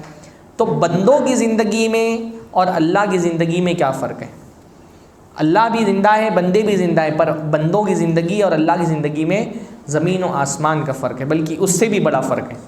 بھائی سب سے پہلی بات یہ ہے اللہ ہمیشہ سے زندہ ہے، بندے ہمیشہ سے زندہ نہیں ہیں. ہم کو جو زندگی ملی ہے وہ عدم کے بعد ملی، نان ایگزسٹنس جس کو کہا جاتا ہے نا. عدم مطلب نان ایگزسٹنس. پہلے ہم ایگزسٹ نہیں کرتے تھے، پھر اللہ تعالیٰ نے ہم کو زندگی دی تو ہم نے ایگزسٹ کیا. اللہ تعالیٰ کے ساتھ ایسا کبھی نہیں ہوا کہ اللہ نہیں تھا پھر اللہ ہوا، نعوذ باللہ. ایسا کبھی نہیں ہوا نا. انسان کا کیا تھا؟ انسان نہیں تھا پھر انسان ہوا. هل اتى على الانسان حين من الدهر لم يكن شيئا مذكورا. ایک زمانہ ایسا تھا جب انسان تھا ہی نہیں، اس کا وجود ہی نہیں تھا، پھر اللہ تعالیٰ نے اس کو وجود دیا تو وہ زندگی اس کو ملی. لا يسبقها عدم. اللہ تعالیٰ کا معاملہ کیا ہے؟ اللہ تعالیٰ سے پہلے عدم نہیں تھا کہ اللہ نہیں تھا پھر اللہ ہوا. اللہ ہمیشہ سے ہے. ولا يلحقها زوال. اور کبھی کوئی ایسا دور نہیں آئے گا جب اللہ نہیں ہوگا. اللہ کی حیات ابدی ہے، ہاں ہمیشہ سے ہے اور ہمیشہ رہے گی. انسان کی حیات ہمیشہ سے ہے بھی نہیں اور ہمیشہ رہے گی بھی نہیں. ہر انسان کو موت کا مزہ چکھنا ہے. کل نفس ذائقۃ الموت. ہر نفس کو موت کا مزہ چکھنا ہے. انسان کو موت آئے گی، اللہ تعالیٰ کو کبھی بھی موت نہیں آنے والی. وتوکل علی الحی الذی لا یموت. اس اللہ پہ توکل کرو جو حی ہے، جس کو موت نہیں آنے والی. اللہ تعالیٰ سے دعائیں کیوں کرنی؟ کیونکہ وہ الحی ہے. تو ہماری دو فرق ہو گیا نا. پہلا کیا ہے؟ ہمیں اللہ ہمیشہ سے، ہم ہمیشہ سے نہیں ہیں. اور اللہ ہمیشہ رہے گا، ہم ہمیشہ رہنے والے نہیں ہیں، ہم کو موت آنے والی ہے. تیسرا فرق یہ ہے اللہ کی حیات کامل ہے. کامل کا مطلب اللہ کی حیات کے ساتھ کوئی ایسی چیز نہیں جو حیات میں نقص ہو. ہماری زندگی کے ساتھ بہت ساری ایسی چیزیں ہیں جو حیات میں نقص ہیں. مثلا نیند کیا ہے؟ نیند آدھی موت ہے. اللہ نے فرمایا نیند موت کی بہن ہے. اسی لیے جب ہم سونے جاتے ہیں تو ہم کیا دعا پڑھتے ہیں؟ بسمک اللہم اموت و احیا. اللہ تعالیٰ تیری نام سے میں مرتا ہوں، تیری نام سے زندہ ہوتا ہوں. اللہ کے نبی نے موت سے تعبیر کیا ہے. ہاں نیند کو اللہ کے نبی نے موت کہا ہے. سو کے اٹھتے ہیں تو کیا دعا پڑھتے ہیں؟ الحمدللہ الذی احیانا بعد ما اماتنا. ساری تعریف اللہ کے لیے جس نے ہم کو موت دینے کے بعد پھر سے زندہ کر دیا. تو نیند ایک طرح کی موت ہے. اللہ تعالیٰ کو نیند نہیں آتی، اللہ تعالیٰ کو اونگ نہیں آتی. اللہ تعالیٰ کا علم کامل ہے، یعنی ساری صفتیں اللہ تعالیٰ کی کامل ہے، اللہ تعالیٰ کی حیات کامل ہے. تو اللہ ہی اس لائق ہے کہ اس کی عبادت کی جائے. اس کی پہلی دلیل کیا ہے؟ اللہ تعالیٰ الحی ہے. ہاں اس لیے بعض علماء نے کہا کہ الحی اللہ تعالیٰ کا اسم اعظم ہے. امام تیمیہ کی رائے یہی ہے کہ الحی اللہ تعالیٰ کا اسم اعظم ہے، کیونکہ اللہ تعالیٰ کے ساری جو صفات ہیں وہ الحی ہی کی طرف لوٹتے ہیں. یعنی اللہ سننے والا ہے کیوں؟ کیونکہ وہ حیات والا ہے. اللہ دیکھنے والا ہے کیونکہ وہ حیات والا ہے. علم والا ہے کیونکہ وہ حیات والا ہے. قدرت والا ہے کیونکہ وہ حیات والا ہے. اس لیے بہت سارے علماء کی رائے یہ ہے کہ الحی اللہ تعالیٰ کا اسم اعظم ہے. اور کچھ علماء نے کہا کہ الحی القیوم اللہ تعالیٰ کا اسم اعظم ہے. اور اس کی دلیلیں بھی ہیں، میرے پاس وقت نہیں اس کو بیان کرنے کا. تو اللہ سے مانگو کیونکہ اللہ الحی ہے. بھائی سب سے بڑی دلیل تو یہی مل گئی مزاروں پہ نہیں جانے کی، آیت الکرسی. میں کہتا ہوں جو بریلوی آیت الکرسی پڑھ لے وہ بریلویت سے توبہ کر لے گا. صرف آیت الکرسی اچھے سے پڑھ لے تو. ہاں جتنے قبر پرست ہیں صرف آیت الکرسی اچھے سے پڑھ لیں تو قبر پرستی سے توبہ کر لیں گے. یہ جو آپ بریلوی مولوی کو دیکھتے ہیں نا کہ وہ لوگ قوام کو بہت دور کرتے قرآن سے. ارے قرآن پڑھے، قرآن کسی سن لو قرآن پڑھنے جا رہے ہیں بریلوی مولوی ٹینشن میں آ جائیں گے اگر کوئی ان کا بریلوی مرید قرآن پڑھنے لگ جائے. بریلوی پیر لوگ ٹینشن میں آ جائیں گے اگر مرید قرآن پڑھنے لگ جائے، کیونکہ ان کو پتہ ہے کہ قرآن میں ان کے ہر جال کا توڑ ہے، ہر ان کے سحر کا، ان کے فسوں کا توڑ قرآن مجید کے اندر موجود ہے. بھئی اللہ کہہ رہا ہے اللہ سے مانگو. کیوں؟ کیونکہ وہ الحی ہے. بندہ جا کر کے مزاروں سے مانگ رہا ہے، مردہ ودیوں سے فریاد کر رہے ہیں، ہاں جو ہزاروں سال پہلے وفات پا چکے ان سے دعائیں کر رہے ہیں اللہ کو چھوڑ کر کے. اس سے پوچھو کہ بھائی اللہ سے مانگو، نہیں اللہ تعالیٰ ڈائریکٹ نہیں سنتا ہماری، اللہ نہیں سن سکتا. تو کون سنتا ہے؟ یہ پیر سن سکتے ہیں، یہ قبر میں پڑے ہوئے مردہ، یعنی مردہ سن لیتا ہے، اللہ نہیں سن پا رہا جو الحی ہے. یہ کتنی بڑی نامعقولیت ہے شرک کے اندر کہ مردے ڈائریکٹ سن رہے ہیں، اللہ ڈائریکٹ نہیں سنتا. جو زندہ ہے وہ ڈائریکٹ نہیں سن رہا، جو مر چکا وہ ڈائریکٹ سن لے رہا ہے. ہاں الحی، اللہ تعالیٰ الحی ہے، اللہ تعالیٰ کی حیات کامل ہے. القیوم، اللہ تعالیٰ القیوم ہے. اللہ کی عبادت کیوں کرنا ہے؟ کیونکہ اللہ تعالیٰ القیوم ہے. قیوم کا معنی کیا ہوتا ہے؟ قیوم کے دو معنی ہوتے ہیں. ایک ہوتا ہے اچھا حیات، اللہ تعالیٰ کی حیات اور بندوں کی حیات میں ایک چوتھا فرق بھی ہے کہ اللہ تعالیٰ کی حیات اس کی ذاتی ہے. کسی نے اللہ تعالیٰ کو زندگی دی نہیں، زندگی اس کی ذاتی ہے، حیات اس کی ذاتی ہے. ہماری حیات کیا ہے؟ عطائی ہے. اللہ تعالیٰ نے ہم کو حیات دی تو ہم زندہ ہیں، اللہ تعالیٰ نہیں دیتا تو ہم زندہ نہیں رہ سکتے. اللہ جب تک چاہتا ہے ہم کو زندہ رکھتا ہے، اللہ تعالیٰ جب چاہتا ہے ہم کو موت دے دے گا. دوسری بات، اللہ تعالیٰ کی عبادت کیوں کرنی ہے؟ کیونکہ اللہ تعالیٰ القیوم ہے. قیوم کے دو معنی ہوتے ہیں، القائم بذاتہ، اللہ تعالیٰ اپنے آپ سے قائم ہے. ہاں اس کو کسی نے قائم نہیں کیا ہے، وہ خود زندہ ہے، اس کی سارے صفات اس کی اپنے ذاتی ہیں، وہ اس کو کسی نے عطا نہیں کی. القائم بذاتہ. اور دوسرا المقیم لغیرہ، کائنات میں جتنا بھی چیزیں قائم ہیں وہ اللہ کے قائم رکھنے سے قائم ہے. جو ہو رہا ہے اللہ کے کرنے سے ہو رہا ہے، جو زندہ ہے اللہ تعالیٰ کے زندگی دینے سے زندہ ہے. ہم دیکھ رہے ہیں کیونکہ اللہ تعالیٰ ہم کو دکھا رہے ہیں، ہم سن رہے ہیں کیونکہ اللہ تعالیٰ ہم کو سنا رہے ہیں، ہم بول رہے ہیں کیونکہ اللہ تعالیٰ ہم کو بلوا رہے ہیں. کائنات ساری کی ساری چلانے والا کون ہے؟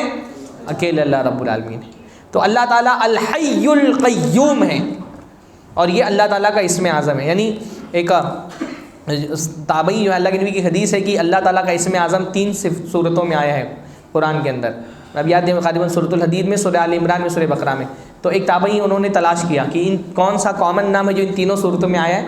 تو انہوں نے کہا الحی القیوم تینوں صورتوں کے اندر آیا ہے. تو اس لیے انہوں نے کہا کہ الحی القیوم یہ اسم اعظم ہے.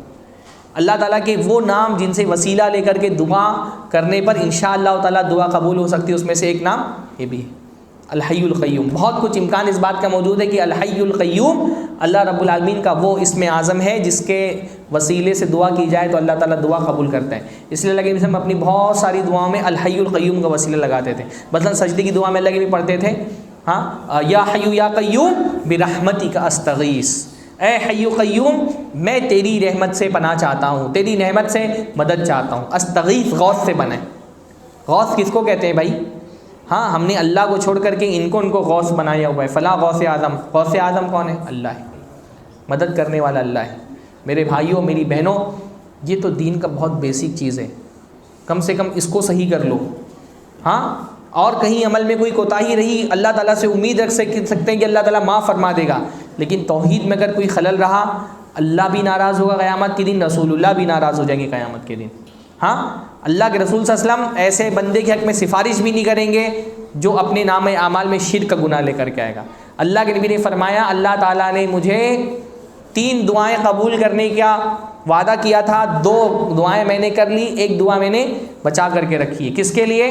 اپنی امت کے لیے. قیامت کے دن پر کس امتی کے حق میں وہ دعا ہوگی؟ جس نے اللہ کے ساتھ شرک نہیں کیا ہوگا. مشرک کو تو اللہ تعالیٰ بھگا دیں گے، اللہ کے رسول صلی اللہ علیہ وسلم بھگا دیں گے، اپنے سامنے کھڑا نہیں ہونے دیں گے. کہ اللہ تعالیٰ کے حق میں کتنا بڑا ظلم ہے کہ اللہ کو چھوڑ کر کے ہم نے کسی اور کو غوث اعظم بنایا ہوا ہے، کسی اور کے سامنے جا کر کے فریادیں کر رہے ہیں. اللہ تعالیٰ جو الحی ہے القیوم ہے. بھائی اللہ سے کیوں مانگنا ہے؟ کیونکہ وہ قیوم ہے، کائنات وہی چلا رہے ہیں. قیوم میں مطلب کیا آتا ہے؟ ایک تو خود وہ اپنے آپ میں قائم ہے، اس کو وہ غنی ہے، ہاں انتہا درجے کا غنی ہے، اس کو اپنی کسی بھی صفت پہ کسی پہ ڈیپینڈ نہیں ہے. اللہ تعالیٰ کسی پہ ڈیپینڈ نہیں ہے، القائم بذاتہ ہی ہے. اور دوسرا ساری کائنات اس پر ڈیپینڈ ہے. قیوم کا یہ بھی معنی ہے کہ ساری کائنات اسی پہ ڈیپینڈ ہے، وہی سب کو چلا رہا ہے، وہی سب کو مینیج کر رہا ہے، وہی سب کچھ کنٹرول کر رہا ہے، وہی زندگی دے رہا ہے، وہی موت دے رہا ہے، وہی برکتیں نازل کر رہا ہے، وہی نعمتیں دے رہا ہے، اولاد وہی دے رہا ہے، مال وہی دے رہا ہے، صحت وہ بانٹ رہا ہے، جس کو چاہتا ہے فقیر کر دیتا ہے، جس کو چاہتا ہے امیر کر دیتا ہے، جس کو چاہتا ہے قوت و اقتدار دے دیتا ہے، جس کو چاہتا ہے مغلوب کر دیتا ہے. سارا بیدک الخیر، سارا خیر اللہ تعالیٰ کے ہاتھ میں. تو جب مانگا کس سے جاتا ہے بھائی؟ جس کے ہاتھ میں ہے نا، جس کے ہاتھ میں کچھ نہیں اس سے کیسے مانگ رہے ہیں آپ؟ یہ بابا پیر ولی فقیر جو مر چکے ہیں ان سے مانگنے کے لیے جا رہے ہیں، ان کے ہاتھ میں تو کچھ نہیں ہے. لا یملکون لانفسہم نفعا ولا ضرا، اللہ نے فرمایا یہ تو اپنی جان کے لیے بھی نفع و نقصان کا مالک نہیں، ان سے فریادیں کر رہے ہو، ان سے دعائیں مانگ رہے ہو. تو اللہ سے دعا کرو. کیوں؟ کیونکہ ایک تو اللہ الحی ہے پہلی دلیل، دوسرا القیوم، وہ قیوم ہے. لا تاخذہ سینۃ ولا نوم، نہیں آپ پکڑتی اس کو نہ تو اونگ نہ تو نیند. ہمارے عام طور پہ ترجمہ یہ کر دیا جاتا ہے نہ اس کو اونگ آتی ہے نہ نیند آتی ہے، پر یہ صحیح ترجمہ نہیں ہے. یعنی ٹرانسلیشن میں ایک بہت بڑا مسئلہ یہ ہوتا ہے کہ جو اصلی عربی الفاظ ہیں نا ان کا آپ کتنی بھی محنت کر دیں صحیح سے آپ اس کا اردو ترجمہ نہیں کر سکتے. ٹرانسلیشن ایک پردہ ہے جو آپ کے اور قرآن کے درمیان میں حائل ہے. ٹرانسلیشن کتنا بھی اچھا ہو جائے کبھی بھی اصلی قرآن کے الفاظ کا بدل نہیں ہو سکتا ہے نا، کیونکہ بظاہر قرآن کے الفاظ اللہ کے الفاظ ہیں، ان لفظوں کو کسی دوسری زبان میں ٹرانسلیٹ نہیں کیا جا سکتا. اس لیے علماء تو ترجمہ قرآن کہنے سے منع کرتے ہیں، کہتے ہیں یہ معانی کا ترجمہ ہے، تھوڑا بہت آپ کو معنی سمجھ میں آ جاتا ہے، باقی اصلی قرآن کا جو دلالت ہے وہ دلالت آپ کے سمجھ میں نہیں آئی. تو جیسے بہت سارے قرآن غالباً محمد جوناگڑھ نے بھی یہ ترجمہ کیا کہ اس کو نیند نہیں آتی، اونگ نہیں آتی. پر اللہ تعالیٰ نے اگر یہ کہنا ہوتا کہ نیند نہیں آتی تو اللہ فرماتا لا ینام، اس کو نیند نہیں آتی. اللہ نے یہ نہیں فرمایا لا ینام، اس کو نیند نہیں آتی، فرمایا لا تاخذہ سنۃ ولا نوم. اب سنا اور نوم تھوڑا سا اگر آپ میں سے کوئی عربی گرامر کا بھی میں نے نکرہ بتایا نا، نکرہ اور معرفہ، پراپر ناؤن اور کامن ناؤن، تو ناؤن ان کے علاوہ جو اسماء ہوتے ہیں اگر وہ نکرہ ہوں تو ان کے اندر عموم کا معنی پایا جاتا ہے. تو سینتن کا مطلب ہوگا تھوڑی سی بھی اونگ، اور نومن کا مطلب ہوگا تھوڑی سی بھی نیند. تو لا تاخذہ سینۃ ولا نوم کا پہلا معنی تو یہ ہوگا جو ہم اردو میں نہیں کرتے، تھوڑا سا بھی نیند اس پر غالب نہیں آتی، تھوڑی سی بھی اونگ اس پر غالب نہیں آتی، کیونکہ یہ سینۃ نکرہ آیا ہے. اب ترجمے میں یہ بات آتی نہیں ہے، سینۃ آیا ہے، نکرہ میں جو ہے وہ عموم کے معنی پائے جاتے ہیں کہ تھوڑا سا بھی اس کو نیند نہیں آتی، تھوڑی سی بھی اس کو اونگ نہیں آتی. اچھا جملے دو طرح کے ہوتے ہیں نا، جملے فعلیہ جملے خبریہ. تو جملے فعلیہ نہیں ہے کہ لا ینام وہ سوتا نہیں، وہ سوتا نہیں، اس کے لیے تو عربی میں جملہ آئے گا، فرمایا لا تاخذہ سنۃ ولا نوم. اخذ میں غلبے کے معنی پائے جاتے ہیں، یعنی نیند کا مسئلہ کیسا ہوتا ہے، نیند اخذہ کا مطلب ہوتا ہے پکڑنا نا، یہ تو جیسے اردو میں کہتے ہیں مواخذہ، کسی کو پکڑ کرنے کو مواخذہ کہتے ہیں. تو اخذہ کا مطلب ہوتا ہے جا کر کے پکڑ لینا، غالب آ جانا، اس میں قہر کے معنی پائے جاتے ہیں. تو نیند اور اونگ ہماری بہت ساری صفات ہوتی ہیں جو ہم پر غالب آ جاتی ہیں. ہم کو اصل میں ہم اپنی صفتوں کو کنٹرول نہیں کرتے، ہماری صفتیں ہم کو کنٹرول کر رہی ہوتی ہیں نا، ہے کہ نہیں؟ ہم نیند کو کنٹرول نہیں کر سکتے، نیند ہم کو کنٹرول کرتی ہے. ہماری مرضی میں نہیں ہے کہ ہم مرضی میں آئے گا تو سوئیں گے، مرضی میں نہیں آئے گا تو نہیں سوئیں گے. اگر انسان کی مرضی میں دے دیا جائے تو وہ تو شاید سالوں تک نہ سوئے، ہے نا. جب تک دیکھیے لائٹ کا ایجاد نہیں ہوئی تھی انسان سوتا تھا، کافی اس کو نیند مل جاتی تھی. جب سے الیکٹریسٹی آئی ہے انسان کی نیند اس سے چھین گئی ہے. تو ہماری صفتیں ہم کو کنٹرول کرتی ہیں. ہم بھوک کو کنٹرول نہیں کر سکتے، بھوک ہم کو کنٹرول کرتی ہے. ہم نیند کو کنٹرول نہیں کر سکتے، نیند ہم کو کنٹرول کرتی ہے. نیند ہم پر غالب آ جاتی ہے، نیند کا ہم پر قہر ہوتا ہے. لا تاخذہ، اللہ تعالیٰ کو نیند غالب نہیں کر سکتی. اللہ تعالیٰ کو کوئی غالب نہیں کر سکتا، ایون کوئی صفت بھی اس کی ایسی نہیں جو اس پر غالب آ جائے. نہیں سمجھے؟ باہر سے تو اللہ تعالیٰ پہ کوئی غالب نہیں ہو سکتا، خود اللہ کی بھی کوئی ایسی صفت نہیں جو اللہ تعالیٰ پہ غالب آ جائے. ہاں ہماری نیند ہم پر غالب آ جاتی ہے، اللہ تعالیٰ کی کوئی صفت ایسی نہیں جو اللہ پہ غالب آ جائے. تو اللہ تعالیٰ کو نیند غالب مغلوب نہیں کر سکتی، اللہ تعالیٰ کو اونگ مغلوب نہیں کر سکتی. اچھا اور ایک تعبیر دیکھیے کتنی پیاری ہے، لا تاخذہ سنۃ ولا نوم، نہیں پکڑتی اس کو اونگ نہ ہی نیند. لا کا مطلب کیا ہوتا ہے؟ نہیں. لا مطلب نہیں ہوتا ہے نا. تو بھائی دو مرتبہ لا لانے کی کیا ضرورت تھی؟ نہیں آتی نیند، نہیں آتی اونگ. دو مرتبہ ہے نا، لا تاخذہ سنۃ ولا نوم، نہیں آتی اس کو نیند نہ ہی اونگ. اب بھائی سوال یہ پیدا ہوتا ہے دو مرتبہ، ایسے بھی تو کہا جا سکتا تھا نہ اس کو نیند پکڑتی ہے نہ اونگ، لیکن لا دو مرتبہ لایا. اور اس میں بھی بڑی حکمت ہے، میں اس کو اردو ترجمے میں آپ کو سمجھاتا ہوں. جیسے کہا جاتا ہے کہ کیا ایک اردو جملہ کیسے اس کا بن سکتا ہے، جیسے یہ کہا جائے کہ بھائی عمر اور بکر نہیں آئے، عمر اور بکر نہیں آئے، تو اب اس میں یہ ہو گیا کہ دونوں نہیں آئے، لیکن ایسا ہو سکتا ہے کہ دونوں میں سے کوئی ایک آیا ہو، دونوں ساتھ میں نہیں آئے لیکن دونوں میں سے کوئی ایک آیا ہو. جیسے عربی میں ایک الفاظ ہوتے ہیں ما قام بکر ولا زید بل احدہما، یعنی ایسا ہوتا ہے کہ نہیں آئے ابو بکر اور عمر بلکہ صرف ایک آیا ان میں سے، یعنی دونوں ساتھ میں آنے والے تھے، دونوں ساتھ میں نہیں آئے بلکہ دونوں میں سے کوئی ایک ہی آیا ہے. اگر لا تاخذو سنۃ و نوم کہہ دیا جاتا تو اس کا ایک معنی یہ بھی پیدا ہو سکتا تھا کہ اللہ تعالیٰ کو نیند اور اونگ ایک ساتھ نہیں آتی، لیکن دونوں میں سے کوئی ایک اکیلے آ سکتی ہے.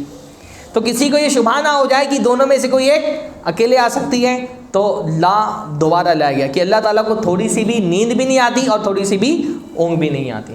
تو بہرحال نیند آنا یہ اللہ تعالیٰ کو، کیونکہ اللہ نے کیا فرمایا، اللہ الحی القیوم ہے. قیوم کا مطلب اللہ تعالیٰ کائنات کو چلا رہا ہے، کائنات کو سنبھال رہا ہے، مینج کر رہا ہے. جو کائنات کو چلانے والا ہو اس کو اگر نیند آ جائے تو دنیا تباہ ہو جائے گی. تو اس کو نیند نہیں آتی، اس کو اونگ نہیں آتی، کیونکہ وہ کائنات کا چلانے والا ہے. اگر وہ چلانے والا کائنات وہی اونگ کا شکار ہو جائے، وہ غافل ہو جائے تو دنیا تباہ و برباد ہو جائے گی. ابھی تو چلا سکتے ہیں. لہو ما فی السماوات و ما فی الارض، اسی کا ہے جو بھی زمینوں میں ہے اور آسمانوں میں، اس کا ہے مطلب ملکن و تدبیرن. علماء نے کہا لہو ما فی السماوات والارض ملکن و تدبیرن، آسمان و زمین میں جو کچھ بھی ہے اس کا مالک بھی اکیلا وہی ہے اور اس میں تدبیر بھی وہی اکیلے کر رہا ہے.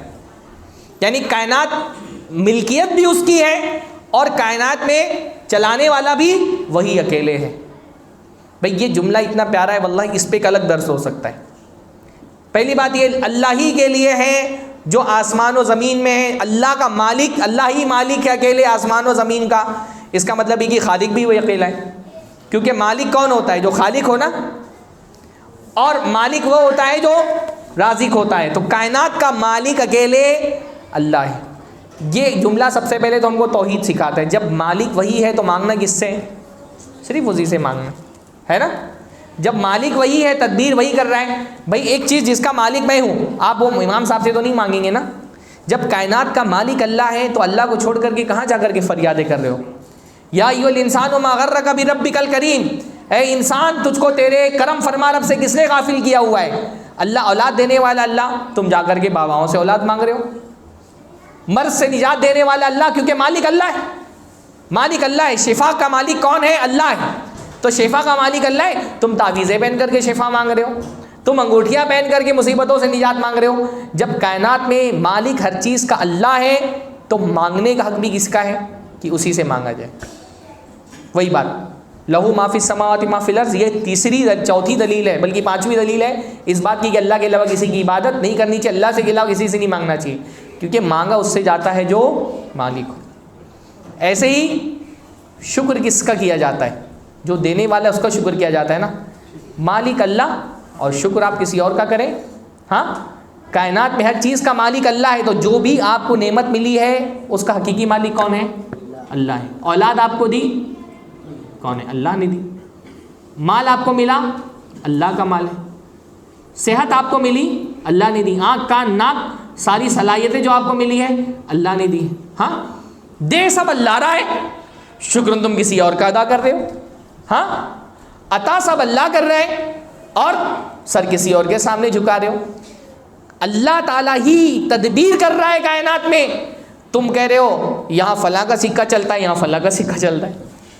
ہاں اللہ کہہ رہا ہے کہ ساری کائنات کی ملکیت اس کے ہاتھ میں ہے. کائنات کو وہ چلا رہا ہے، تصرف وہ کر رہا ہے، رزق وہ بانٹ رہا ہے، تدبیر وہ کر رہا ہے، سارا مینج وہ کر رہا ہے. تم کہہ رہے ہو یہاں فلاں کا سکہ چلتا ہے، یہاں فلاں کا سکہ چلتا ہے. ہاں سب اپنے اپنے علاقے کے ہیں، پرائم منسٹر اور بغداد میں بیٹھا ہے ان کا چیف منسٹر. یہ کیا ہے بھائی؟ ہاں یہ فلاں قطب یہ چلا رہے، فلاں ابدال یہ چلا رہے، فلاں غوث یہ چلا رہے. ہاں کس کو نقصان پہنچا رہے ہو؟ یہ میں بہرام میں ہم لوگ رہتے تھے، دار ارقم، اس مسجد کا پہلا امام میں ہوں الحمدللہ. ہاں تو گلی میں ایک صاحب تھے، تو وہ جان بوجھ کر کے جو ہے جب وہاں سامنے سے گزرو تو بولیں یہاں فلاں کا سکہ چلتا ہے، یہاں فلاں کا سکہ چلتا ہے، چڑھانے کے لیے. ہاں بلا کر کے بورڈ اتنا بڑا لگا دیا شعر لکھ کر کے کہ یہاں فلاں فلاں کا سکہ چلتا ہے. ان کو لگتا تھا کہ LED سے اس کو تکلیف ہوتی ہے. ہاں بڑی بڑی قوالیاں لگاتے تھے کہ یہاں فلاں کا سکہ چلتا ہے. واللہ ہم کو تکلیف ہوتی ہے. اللہ کے علاوہ کسی اور کو پکارا جائے واللہ ہم کو تکلیف ہوتی ہے. کل قیامت کے دن اللہ تعالیٰ سے اس تکلیف کو پیش کر کے انشاءاللہ تعالیٰ تعالیٰ جنت مانگیں گے کہ اللہ تعالیٰ تیرے ساتھ شرک ہوتا تھا، ہم کو تکلیف ہوتی تھی، اس تکلیف کے بدلے میں ہم کو جنت دی. ہاں یہاں ان کا سکہ چلتا ہے، یہاں یہ غوث قطب ابدال بنے ممبئی پوری 4 قطب نے گھیری ہوئی ہے. ہاں ممبئی فلاں قطب چلا رہے ہیں، کوکن فلاں قطب چلا رہے ہیں، اور ہندوستان فلاں قطب چلا رہے ہیں، اور پوری دنیا فلاں غوث چلا رہے ہیں. ان ہی الا اسماء سمیتموها انتم وآباؤکم ما انزل اللہ بہا من سلطان. یہ غوث قطب ابدال یہ صرف نام ہے جو تمہارے باپ دادوں نے گڑھ لیے ہیں. اللہ نے اس پر کوئی دلیل نہیں نازل کی. اللہ نے نہیں بتایا کہ قطب غوث اور ابدال یہ اللہ رب العالمین نے ان کو اختیار دے دیا ہے کائنات چلانے کا. ہاں وہ کوکن قطب کوکن کون ہے بھائی؟ قطب ہاں یہ آپ کے ماہیم والے پورا کوکن یہ چلا رہے ہیں، حاجی علی چلا رہے ہیں پورا کوکن. اللہ نے فرمایا کائنات اللہ چلا رہے. مسلمان ہو کر کے بولتا ہے کائنات فلاں قطب چلا رہے، فلاں غوث چلا رہے، فلاں ابدال چلا رہے. حضرت یوسف نے کہا تھا نا یہ تمہارے سارے جھوٹے معبود سب نام ہے بس جو تم نے تمہارے باپ دادوں نے کر لیے. ما انزل اللہ بہا من سلطان. اللہ نے اس پر کوئی دلیل ہی نہیں نازل کی. لہو ما فی السماوات و ما فی الارض. آسمان و زمین میں جو بھی ہے اس کی ملکیت بھی اللہ کے ہاتھ میں، اس میں تدبیر بھی کون کر رہا ہے؟ اللہ رب العالمین کر رہا ہے. من ذا الذی یشفع عندہ الا باذنہ. اللہ رب العالمین کی اجازت کے بغیر کوئی اللہ کے یہاں سفارش نہیں کر سکتا. سفارش کریں گے لوگ لیکن کب؟ وہ کرے گا جس کو اللہ اجازت دے گا، اس کے حق میں کرے گا جس کو اللہ تعالیٰ اجازت دے گا، اتنی کرے گا جس کی اللہ تعالیٰ اجازت دے گا. یہ شرطوں کے ساتھ سفارش کریں. سفارش تو ہوگی، ہم سفارش کا انکار نہیں کرتے، لیکن سفارش ہر کوئی نہیں کرے گا. جس کو اللہ اجازت دے گا وہ سفارش کرے گا. اس لیے علماء نے کہا شفاعت 2 طرح کی. ایک ہے شفاعت خاصہ، خاص سفارش، وہ صرف اللہ کے رسول کریں گے. کچھ موقع ایسے ہیں جہاں پر سفارش کا حق اللہ کے علاوہ اور اللہ کے رسول کے علاوہ کسی کو نہیں دیا گیا.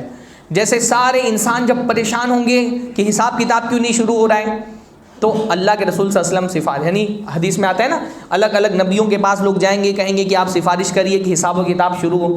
سارے انبیاء ایکسکیوزز پیش کر دیں گے، پھر اللہ کے رسول سفارش کریں گے. وہ صفات کبریٰ ہے، اللہ کے رسول سے ملے گی. اسی طرح سے جنت کا دروازہ سب سے پہلے اللہ کے رسول کھلوائیں گے. ہاں اللہ کے رسول کی سفارش پر جنت کا دروازہ کھولا جائے گا. حدیث میں آتا ہے کہ میں سب سے پہلا انسان رہوں گا جو جنت کے دروازے پہ پہنچوں گا، اور میں دروازہ کھولنے کے لیے کہوں گا، اندر سے آواز آئے گی کہ کون؟ تو میں کہوں گا محمد. تو کہا جائے گا بکا عمر تو اللہ افتح قبلی، مجھے حکم دیا گیا تھا کہ آپ سے پہلے کسی کے لیے جنت کا دروازہ نہیں کھولا جائے. تو جنت کا دروازہ اللہ کے رسول کھلوائیں گے. بہت ساری سفارشیں اللہ کے رسول کریں گے. باقی اللہ کے رسول کے علاوہ فرشتے بھی سفارش کریں گے، انبیاء بھی سفارش کریں گے، ایون نیک اور صالح مومنین بھی سفارش کریں گے. انشاءاللہ آپ لوگوں کو بھی سفارش کا حاصل ہوگا. ایمان والے بھی سفارش کریں گے. حدیث میں آتا ہے جب ایمان والے بندوں کے لیے جنت کا فیصلہ کر دیا جائے گا تو وہ اللہ تعالیٰ سے کہیں گے اللہ تعالیٰ ہمارے فلاں دوست یصلون معنا ویصومون معنا ویحجون معنا، اللہ تعالیٰ ہمارے کچھ ساتھی تھے جو جہنم میں، یہ ہمارے ساتھ نماز پڑھنے والے تھے، یہ ہمارے ساتھ روزہ رکھنے والے تھے، یہ ہمارے ساتھ حج کرنے والے تھے. اللہ تعالیٰ یہ اپنی کسی غلطی کی وجہ سے جہنم میں چلے گئے، اپنے گناہ کی وجہ سے جہنم میں چلے گئے. اللہ تعالیٰ ان کو جہنم سے نکال دے. اللہ تعالیٰ کہے گا اخرجوہم من عرفتم، جن کو جانتے ہو جاؤ میں اجازت دیتا ہوں نکال لو جہنم سے. تو یہ جائیں گے اور جہنم سے نکال کے لائیں گے. کوئی چہرہ صرف ان کا نہیں جلا ہوگا، کسی کا پیر جل گیا ہوگا، کوئی سینے تک جلا ہوگا، کوئی گھٹنے تک جلا ہوگا. پہچان کر کے چہروں سے نکال کے لائیں گے. واللہ کتنی پیاری بات ہے. ہاں کتنی پیاری بات ہے. اس لیے ایسے لوگوں کو اپنا دوست بناؤ کہ اگر تم جہنم میں چلے جاؤ تو اللہ کے حق میں تمہاری سفارش کر سکیں. تم دوست کس کو بناتے ہو؟ جو تم سے پہلے جہنم میں پہنچ جائے. ہاں تمہارے سیلیبریٹیز وہ ہیں جو تمہارے ساتھ جہنم میں چلے، ان کو تم اپنا دوست اور اپنا ساتھی بناتے ہو. ساتھی اور دوست ایسے لوگوں کو بناؤ کہ اگر تم دنیا یعنی قیامت کے دن ہر رشتہ ختم ہو جائے گا لیکن صالح رشتہ جو دین کا رشتہ ہوتا ہے نا وہ باقی رہے گا. یہ کتنا یعنی جن لوگوں کے ساتھ ہم نماز پڑھتے ہیں مسجد میں آ کر کے، جو ہمارے نمازی ساتھی ہوتے ہیں، یہ رشتہ کتنا قریبی رشتہ ہے. کہ رشتہ قیامت کے دن بھی باقی رہے گا. اللہ تعالیٰ کہے گا اللہ یصلون معنا، یہ میرا دوست ہے، یہ میرے ساتھ مسجد میں آتا تھا نماز پڑھنے کے لیے، جن کے ساتھ ہم افطار کرتے ہیں الحمدللہ، وہ گواہی دیں گے ہمارے حق میں. یصومون معنا، اللہ کے رسول صلی اللہ علیہ وسلم یہ میرے ساتھ روزہ رکھتا تھا. یحجون معنا، ہمارے ساتھ حج کرتا تھا، ہمارے حج کے ساتھی جس ڈیلیگیشن میں ہم حج کرنے کے لیے جاتے ہیں. اسی لیے ایسے لوگوں کو اپنا دوست بناؤ جو تمہاری سفارش کر سکے. ہاں، اس لیے امام ابن الجوزی رحمہ اللہ نے ایک جگہ بڑی پیاری بات کہی. انہوں نے کہا کہ اگر تم کبھی جنت میں جاؤ اور مجھ کو نہیں پاؤ تو اللہ تعالیٰ کے یہاں کہنا کہ اللہ تعالیٰ تیرا یہ بندہ ہم کو تیری یاد دلاتا تھا. ہاں، اپنے علماء کو کہا کہ میں تم کو دنیا میں اللہ یاد دلاتا ہوں، کبھی جنت میں پہنچو اور مجھ کو نہیں پاؤ تو اللہ تعالیٰ سے کہنا کہ اللہ تعالیٰ تیرا یہ بندہ ہم کو دنیا میں تیری یاد دلاتا تھا. میں اپنے جو سامعین ہیں ان سے بھی یہ کہوں گا کہ کبھی جنت میں جاؤ تو اللہ تعالیٰ سے کہنا کہ اللہ تعالیٰ یہ بندہ رمضان میں تیری یاد دلاتا تھا ہم کو. ہاں، تو سفارش ہوگی پر سفارش اللہ کی اجازت سے ہوگی. ہر کوئی سفارش نہیں، سفارش کرنا تو بہت دور کی بات. لا یتکلمون الا من اذن له الرحمن، کوئی بول بھی نہیں پائے گا جب تک کہ رحمان اجازت نہ دے دے بولنے کی. بات بھی نہیں کر سکے گا کوئی، چاہے کوئی نبی کیوں نہ ہو. نبی بھی اس وقت بول سکے گا جب اللہ تعالیٰ اجازت دے گا کہ اب بولو. تو اللہ تعالیٰ یہ، کیونکہ مشرکین یہ سمجھتے تھے نا کہ ہمارے جو معبود ہیں ان کا اللہ کے یہاں بہت چلتی ہے، یہ اپنی پاور سے ہم کو جہنم سے بچا لیں گے، اللہ تعالیٰ ان کی محبت میں مجبور ہو کر کے ہم کو جہنم سے نکال دے گا. تو ایسی کسی کی اللہ کے یہاں پاور حاصل نہیں ہے. سارا پاور اللہ کے ہاتھ میں، بس اللہ جس کے حق میں چاہتا ہے سفارش کر دیتا ہے. تو کون ہے جو اس کے حق میں سفارش کرے؟ اچھا، یہ بھی جو سوال کے ذریعے سے جب کسی چیز کی نفی کی جاتی ہے تو نفی میں تاکید پیدا ہو جاتی ہے. اللہ نے نہیں فرمایا کوئی سفارش نہیں کرے گا، چیلنج کیا کہ کون ہے جو سفارش کر سکے. اس میں نفی میں اور تاکید پیدا ہو گئی. یعنی ایک کہنا ہے کہ میرا مقابلہ کوئی نہیں کر سکتا، اور ایک کون ہے جو میرا مقابلہ کرے گا. تو تاکید کس میں زیادہ؟ کون ہے جو میرا؟ نہیں، سوال استفہام کے ذریعے سے بھی انکار کیا جاتا ہے تو انکار میں تاکید پیدا ہو جاتی ہے. وما خلفہم یعلم ما بین ایدیہم وما خلفہم، اللہ تعالیٰ جانتا ہے جو کچھ ان کے پیچھے جو کچھ ان کے آگے. یعنی ایک مطلب تو یہ کہ ان کے ماضی اور ان کے مستقبل کو جانتا ہے، ایک مطلب ہے کہ ان کی دنیا اور آخرت کو جانتا ہے.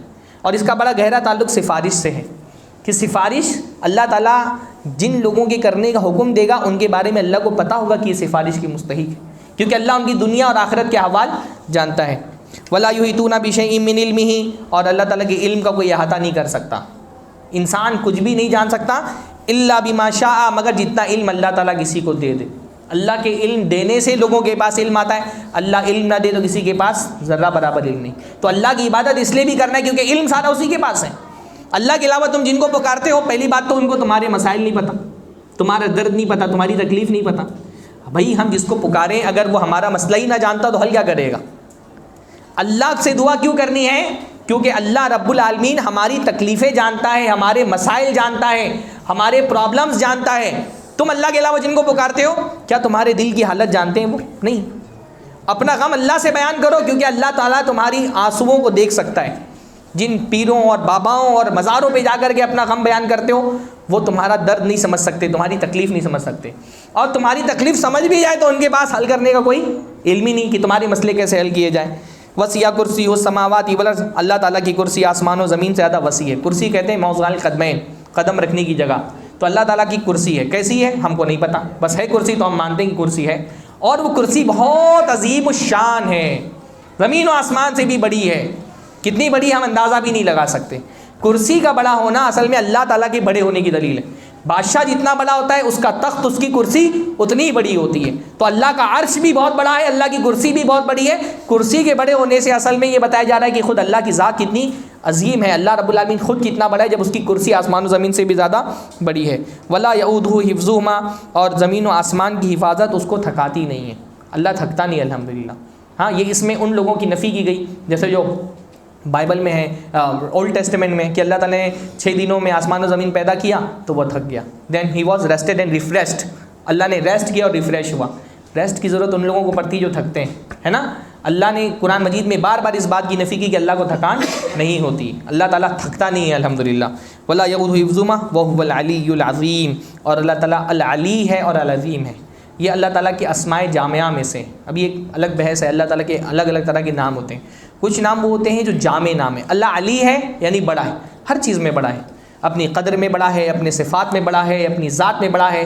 العلی کا مطلب بلند ہے، تو اللہ تعالیٰ اپنی ذات کے اعتبار سے بھی بلند ہے۔ علماء نے جو کہا اللہ تعالیٰ آسمانوں کے اوپر ہے، اس کی ایک دلیل اللہ تعالیٰ کا نام العلی بھی ہے کہ اللہ بلند ہے، اوپر ہے۔ اللہ رب العالمین نیچے نہیں ہے بلکہ اللہ تعالیٰ اوپر ہے۔ العظیم، اور اللہ تعالیٰ عظیم ہے، ہر چیز میں عظیم ہے۔ اس کی رحمت عظیم ہے، اس کی پکڑ عظیم ہے، اس کی ذات عظیم ہے، اس کی صفات عظیم ہے۔ بہرحال مختصراً میں نے آیت الکرسی کا ایک معنی آپ لوگوں کے سامنے رکھ دیا۔ میں نے پہلے ہی بتایا کہ یہ مطلب آیت اتنی عظیم ہے کہ اگر بہت ڈیٹیل میں تفسیر کریں تو بہت لمبا وقت درکار ہے۔ تو یہ بہت ہی پیاری آیت ہے، اس کی ایک ایک لفظ پہ اگر آپ غور کریں تو آپ کو توحید کے معنی سمجھ میں آ جاتے ہیں۔ آخری بات وہی کہ آپ 10 آیتیں دیکھ لیں کہ یہ اللہ لا الہ الا ہوا، یہ دعویٰ تھا۔ پھر اس کی دلیل میں کیا کیا بتایا گیا؟ اللہ کے علاوہ کوئی معبود برحق نہیں ہے، اس کے علاوہ کسی کو پکارنا نہیں چاہیے۔ کیوں؟ کیونکہ پہلا وہ زندہ ہے، دوسرا وہ قیوم ہے، تیسرا اس کو اونگ نہیں آتی، چوتھا اس کو نیند نہیں آتی، پانچواں آسمان و زمین سب اس کی ملکیت میں ہے، وہی تدبیر کر رہا ہے، چھٹا کوئی اس کی اجازت کے بغیر اس کے پاس سفارش نہیں کر سکتا، ساتواں وہ جانتا ہے جو کچھ بندوں کے آگے ہے جو کچھ پیچھے ہے، آٹھواں کوئی اس کے علم کا احاطہ نہیں کر سکتا مگر جتنا وہ چاہے، ساتواں اس کی کرسی آسمان و زمین سے بڑی ہے، آٹھواں ہوا نا، نواں نہیں ساتواں، آٹھواں ولا یعودہ حفظہما، زمین و آسمان کی حفاظت اس کو ٹھکاتی نہیں، نواں وہ علی ہے، 10واں وہ عظیم ہے۔ تو اللہ لا الہ الا ہوا ایک دعویٰ تھا، اور اس کی 10 دلیلیں یعنی توحید کی 10 دلیلیں اکیلے آپ کو آیت الکرسی میں مل جاتی ہیں۔ تو اگر کوئی مشرک کافر آپ سے کہے بھائی تم بولتے ہو توحید اختیار کرنا چاہیے تو اس کی دلیل کیا ہے، تو 10 دلیلیں تو آپ انشاءاللہ تعالیٰ صرف آیت الکرسی سے دے سکتے ہیں۔ اللہ تعالیٰ ہم سب کو توحید پر زندہ رکھے، توحید پر ہمارا خاتمہ فرمائے۔ یعنی آپ دیکھیے کہ ایمان والے بندے کی سب سے بڑی دعا اور سب سے بڑی چاہت ہی ہوتی ہے کہ اللہ تعالیٰ اس کو توحید پر خاتمہ اس کا فرمائے۔ ایون انبیاء تک کی یہ چاہت تھی، وہ ڈرے رہتے تھے کہ کہیں ایسا نہ ہو کہ ہماری موت اسلام کے علاوہ کسی اور دین پر ہو جائے۔ حضرت یوسف علیہ السلام نے دعا کی تھی نا، ساری ملکیت بادشاہت مل گئی تو کیا فرمایا؟ فاطر السماوات والارض انت ولی فی الدنیا والآخرہ توفنی مسلمہ، اللہ تعالیٰ ہم کو مسلمان ہونے کی حیثیت سے وفات دینا، والحقنی بالصالحین، اور صالحین کے ساتھ ملا دینا۔ اللہ تعالیٰ ہم کو بھی ایمان کے ساتھ موت اور ایمان پر وفات دے۔ وآخر دعوانا الحمدللہ، السلام علیکم ورحمۃ اللہ وبرکاتہ۔